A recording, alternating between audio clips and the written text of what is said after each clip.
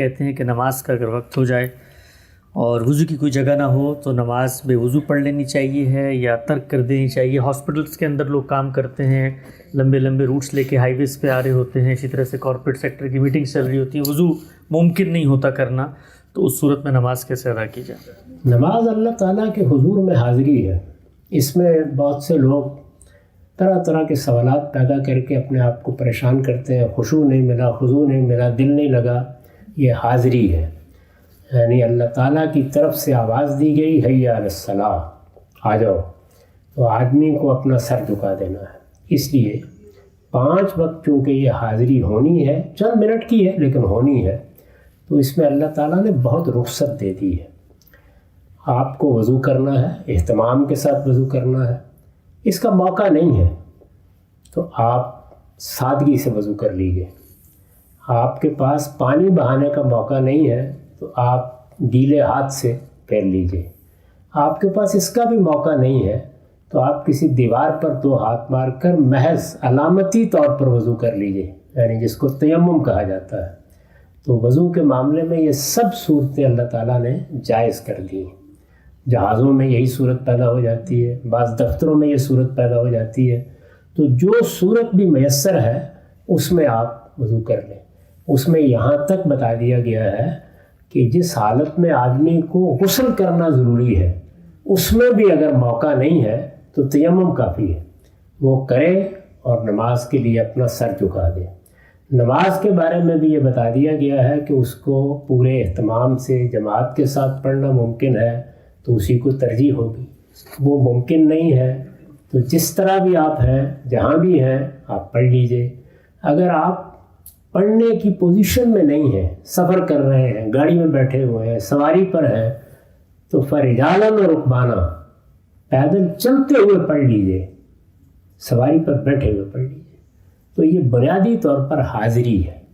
جس وقت آ جائے بر وقت حاضر ہو جانا چاہیے. اس کی کوئی صورت ایسی ہے ہی نہیں کہ جس میں آپ کو پابند کر دیا گیا ہو کہ ایسے ہی کرنا ہے. اب اندازہ کریں, جب قرآن نے کہا فرجالا و رکبانا, پیدل چلتے ہوئے پڑھ لو, سجدہ کر سکیں گے, رکوع کر سکیں, سواری پر بیٹھے ہوئے پڑھ لو, یعنی سب کچھ علامتی ہو جائے گا. لیکن بہرحال آپ چند لمحوں کے لیے اللہ کو یاد کر لیں گے تو اپنی گاڑی کے اسٹیئرنگ پر سر رکھ دیجئے, بس کافی ہے. اچھا, ہم سے اس میں 2 چیزیں مختصر سی بتا دیجیے گا. ایک تو یہ کہا جاتا ہے کہ جو قرآن نے اجازت دی ہے فرجالا و رکبانا, یہ تو جنگ کے موقع پر دی ہے, اور دوسری یہ کہ سواری میں چلتے ہوئے رسول اللہ صلی اللہ علیہ وسلم کی نسبت سے کہا جاتا ہے کہ فرض نہیں بلکہ نوافل تو پڑھے جا سکتے ہیں, لیکن فرض کے لیے آپ کو باہر کے سواری سے اترنا پڑے گا. قرآن مجید میں تیمم کی اجازت, دوسری اجازتیں بھی افراتفری کے پہلو پر دی گئی ہیں. قرآن کے تمام احکام میں اصل چیز وہ بنیاد ہوتی ہے جس کو متعین کرتے ہیں. اس کو ہماری علمی اصطلاح میں کہتے ہیں الاحکام بالعلل. تو افراتفری, آپا دھاپی جب پیدا ہو جاتی ہے تو پھر اس کی توسیع ہو جاتی ہے. تو یہ توسیع بھی ہم نے نہیں کی, یہ خود رسول اللہ ہی نے اپنی زندگی میں کر دی تھی. چنانچہ جنگ کے موقع پر بھی آپ نے نماز مختصر کی, قصر کر کے پڑھی, جمع کر کے پڑھی. یہ قصر جمع سب کیا ہے, یہی رخصتیں ہیں. افراتفری, آپا دھاپی ہے, آپ کے لیے ممکن نہیں ہے کہ آپ بیٹھ سکیں. تو جو صورتیں اس میں رعایت کی ہو سکتی تھیں, جرابوں پر مسا کر کے, آپ اگر آپ نے وضو کر کے جرابیں پہنی ہوئی ہیں تو 24 گھنٹے مسا کر کے آپ وضو کر سکتے ہیں. اگر آپ کے لیے یہ بھی ممکن نہیں تو آپ تیمم کر سکتے ہیں. یہ سب رعایتیں جو رسالت مآب صلی اللہ علیہ وسلم نے بیان فرمائیں, قرآن نے بیان فرمائیں, ان پر عمل بھی اللہ کے پیغمبر نے کر کے دکھا دیا.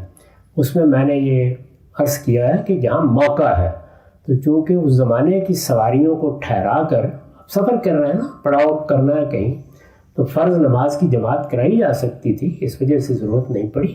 لیکن آپ نے اپنی نفل نمازیں اونٹ پر بیٹھے ہوئے, سواری پر بیٹھے ہوئے پڑھ کے بتا دیا کہ نماز پڑھی جا سکتی ہے, کوئی معنی نہیں ہے. اور قرآن مجید کے اپنے الفاظ یہی ہیں, فرجالا و رکبانا.